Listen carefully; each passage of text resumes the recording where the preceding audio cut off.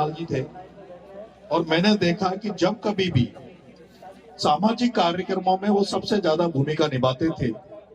एक दो बार बड़े आंदोलन हुए जब भी मैंने उनको देखा, और वो समाज के लिए, समाज में कोई धर्मशाला बनानी हो, सामाजिक जहां भी ऐसी कोई बात आती थी तो उसमें बोलीलाल जी बढ़ चढ़कर भाग लेते थे। आज वो हमारे बीच में नहीं है, पर उनका आशीर्वाद हम पर है। मैं आज दौसा कांग्रेस कमेटी की एक मीटिंग थी जिसमें टिकट को लेकर वहां प्रभारी जी, अध्यक्ष जी और प्रतिपक्ष के नेता आए थे। हमारे सारे जो दौसा लोकसभा जो नेता है वो सब उसमें मौजूद थे। वैसे तो मुझे अभी पार्टी से निकाल रखा है और मैं ये मानता हूं कि जो भी राजनीति में हमारे जैसे जो युवा साथी जो मेहनत कर रहे हैं, अगर उनके ऊपर कोई गॉड फादर नहीं है, उनके माँ बाप मंत्री नहीं है, एमएलए नहीं हो, या उनके ऊपर विशेष किसी का हाथ नहीं हो, तो हमारा जिंदगी भर मेहनत करना व्यर्थ है, हमें मौका मिलता नहीं है। मैंने 20 साल से कांग्रेस पार्टी की सेवा करी। पिछली बार विधानसभा में भी टिकट मांगा था, पार्टी ने टिकट दिया नहीं, तो लोगों ने कहा साहब इस बार 20 साल हो गए, कब तक पार्टी के पीछे पीछे भागेंगे, इस बार निर्दलीय चुनाव लड़कर जनता के बीच में जाकर अपने आप को आकलन करेंगे। और भगवान की दया से, आपके आशीर्वाद से चुनाव लड़ा और ऐसी सीट से चुनाव लड़ा जहां ना तो मेरा वोट था और ना मेरा गांव था, क्योंकि जो मेरी सीट थी वो रिजर्व एससी की सीट थी, इसलिए मैं दूसरी जगह से जाके जनरल सीट से छपड़ा से जाके चुनाव लड़ा।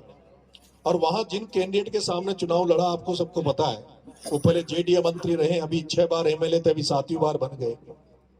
बड़े पैसे वाले थे, पैसे क्या यूज करना जानते थे कि चुनाव में पैसे का कैसे इस्तेमाल होता है। फिर भी लोगों ने मुझे आशीर्वाद दिया और 45,000 वोट मेरे आए। लेकिन निर्दलीय चुनाव लड़ने से पहले लोग ये कहते थे कि इसको सवाई माधोपुर, करौली, दौसा में लोग जानते हैं, उधर कोई नहीं जानता। तो निर्दलीय चुनाव लड़ने से, अच्छे वोट आने से आज ये हो गया कि जो बड़े नेता कांग्रेस बीजेपी में जो बड़े राजनेता बैठे हैं, उनको भी ये समझ में आ गया कि मीणा समाज में किरोड़ी लाल जी के बाद एक लड़का और भी है जिसके साथ जनता का आशीर्वाद, जनता उसके साथ खड़ी है। और वो अब मेरे बारे में आकलन भी करने लग गए कि कोई एक ऐसा शख्स हाड़ौती में भी है। और जब अभी वहां जो हाड़ौती में जो कांग्रेस की मीटिंग हुई, तो उस समय सामने सब लोगों ने ये बोला कि साहब नरेश मीणा को टिकट दे देते तो कांग्रेस की 6 सीटें और जीतती। और यही कारण है, अभी पार्टी निष्कासित कर रखा है, लेकिन फिर मैंने ये मन बनाया कि जब राजनीति में है तो एक बार लोकसभा में भी अपना भाग्य आजमा लें। और अभी मैंने दौसा से टिकट की अपनी दावेदारी कांग्रेस से जताई है। कांग्रेस से सारे वरिष्ठ नेताओं से मैं मिल लिया, डोटासरा से मैं मिल लिया, पायलट साहब से मिल लिया, जूली साहब से मैं मिल लिया, और उम्मीद करता हूं कि किसी न किसी की मेरे पर नजर पड़ जाए, कृपा हो जाए, टिकट मिल जाए तो पार पड़ जाए। क्योंकि जब मैं घूम रहा हूं तो सब लोग कहते हैं कि टिकट लेके आ गए तो पार पड़ जाएगी।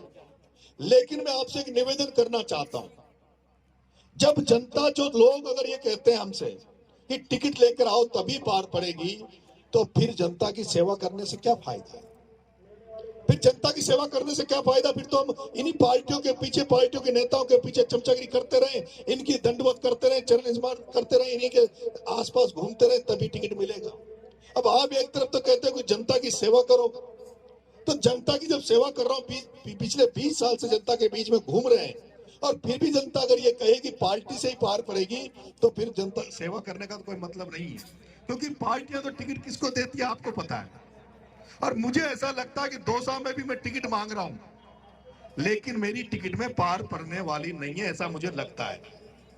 मुझे ऐसा लगता है कि टिकट यहाँ जिसको मिलेगा वो उसी को मिलेगा जिसका कोई कोई माँ बाप मंत्री है, एमएलए रहा है, क्योंकि पार्टियां उन्हीं को टिकट देती है। अब या तो ये बता दो कि मैं राजनीति छोड़ के घर बैठ जाऊं, क्योंकि मुझे ऐसा लगता है कि मुझे कभी भी पार्टी में मौका नहीं मिलेगा तो क्या मैं राजनीति में भाग नहीं लूं, क्या चुनाव नहीं लड़ूं? और ये दौसा एक ऐसी लोकसभा है जहां से जब डॉक्टर साहब को पार्टियों ने दुत्कार दिया था, पार्टियों ने निकाल दिया था, तो दौसा की जनता थी जिन्होंने डॉक्टर साहब किरोड़ी लाल जी को 1,37,000 वोटों से निर्दलीय जिताया था। तो जब आप ये कहते हो कि हमारे पास किरोड़ी लाल जी के पास नरेश है, तो फिर क्या आप मेरे को निर्दलीय नहीं जिता सकते? आप मेरे को निर्दलीय जिता सकते हो, नहीं जिता सकते। ये अब मैं ये कह रहा हूं, मैंने कह दिया कि मैं टिकट मांग रहा हूं, टिकट मिले कि ना मिले, टिकट मिले कि ना मिले। अगर किरोड़ी लाल जी के घर में से कोई चुनाव लड़ेगा तो मैं चुनाव नहीं लड़ूंगा। अगर डॉक्टर साहब किरोड़ी लाल जी के घर में से कोई चुनाव लड़ेगा तो मैं चुनाव नहीं लड़ूंगा। लेकिन अगर डॉक्टर साहब किरोड़ी लाल जी के घर में से अगर कोई चुनाव नहीं लड़ा तो मैं निर्दलीय चुनाव लड़ूंगा, चाहे मेरे वोट आए 5, चाहे मेरे 5 ही वोट आए, लेकिन मैं चुनाव लड़ूंगा। ये मेरे भाग्य में है। जनता जनार्दन के बीच में जाऊंगा, जनता का अगर आशीर्वाद मिल गया, और मैं चाहता हूं कि दौसा की जनता ऐसी, अगर इसने आशीर्वाद दे दिया तो ये पक्का मान लो, क्योंकि अगर आपने मुझे अच्छी स्थिति में भेज दिया तो एक दिन ऐसा भी आएगा जब राहुल गांधी और प्रियंका गांधी भी बुलाकर कहेगी कि आप नरेश तू आ जा, अब इन नेताओं को नांगरों की जरूरत नहीं, अब तेरी जरूरत है। तो बताओ, मैं चाहता हूं, अब आप क्या चाहते हो कि मैं क्या कब तक इनके पीछे भागूं? रही बात भाई साहब वेद प्रकाश जी यहाँ बैठे हैं, भाई साहब वेद प्रकाश जी सोलंकी जी ने, जब आपको पता हो विधानसभा चुनाव के पहले मेरे पीछे वहां एक मंत्री लग गया था 12 में, मेरे ऊपर उसने 8 मुकदमे लगाए, मेरे को जेल भेज दिया था, और मेरी उन्होंने एक राजपासा की फाइल निकाल दी थी जिसके तहत मुझे साल भर के लिए जेल में डालने का उन्होंने प्रयास कर रहे थे। उस समय मेरी किसी भी नेता ने मदद नहीं की।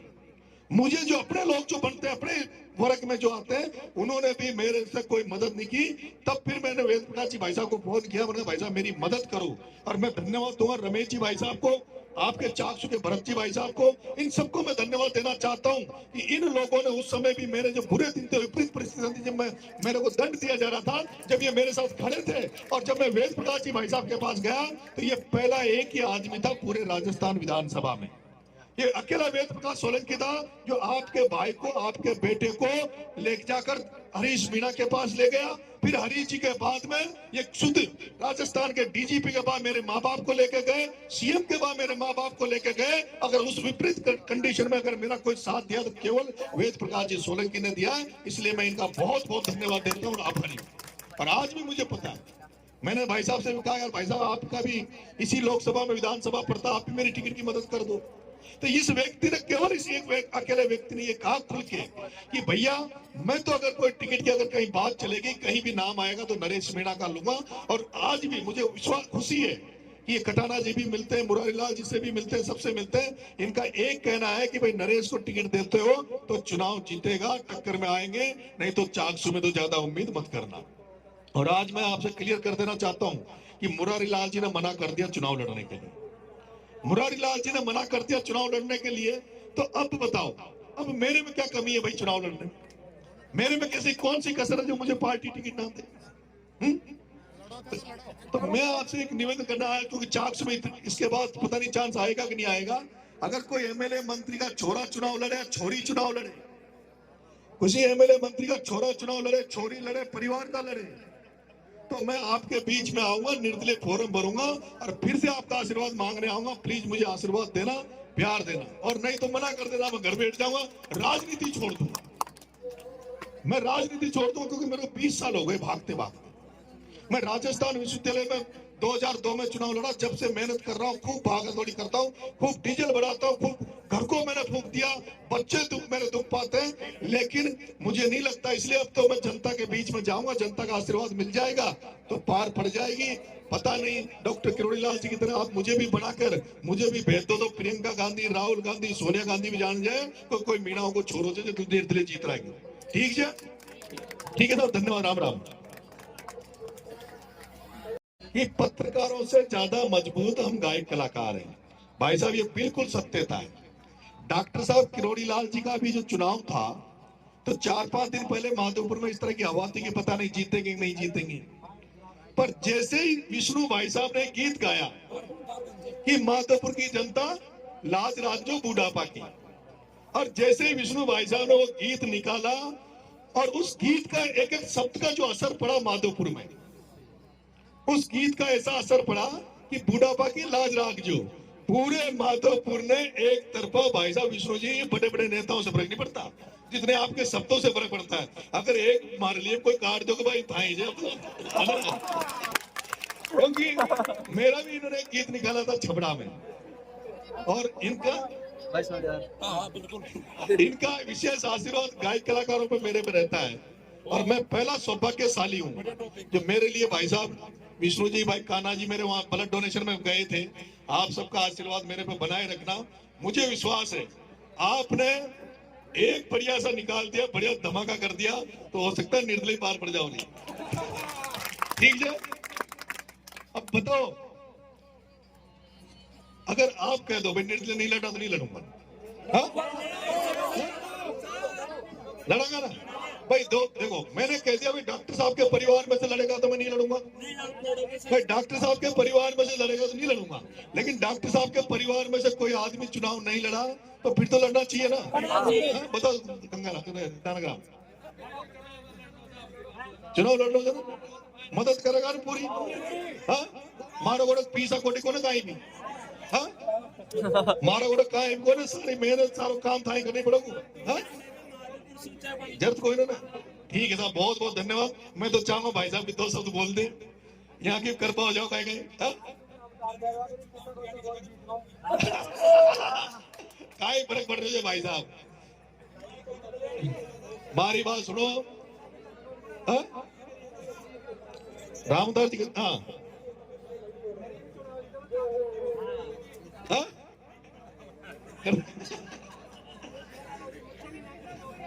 हाँ? देखो सोलंकी जी भाई साहब का मेरे को विशेष आशीर्वाद है, क्योंकि मैं ना, मेरी बात सुनो, मैंने सब दुनिया को देख लिया, मेरे से ज्यादा कोई किसी के पीछे नहीं भागा दोस्तों। और मैं फ्री में किसी की तारीफ भी नहीं करता, मैं फ्री में किसी की तारीफ नहीं करता, मैं बिना मुझे तारीफ नहीं करता। क्यों? टिकट तो दिला हुआ, हाँ? हाँ जनता को लेके चले, पक्का? नहीं नहीं यार, ऐसा नहीं है।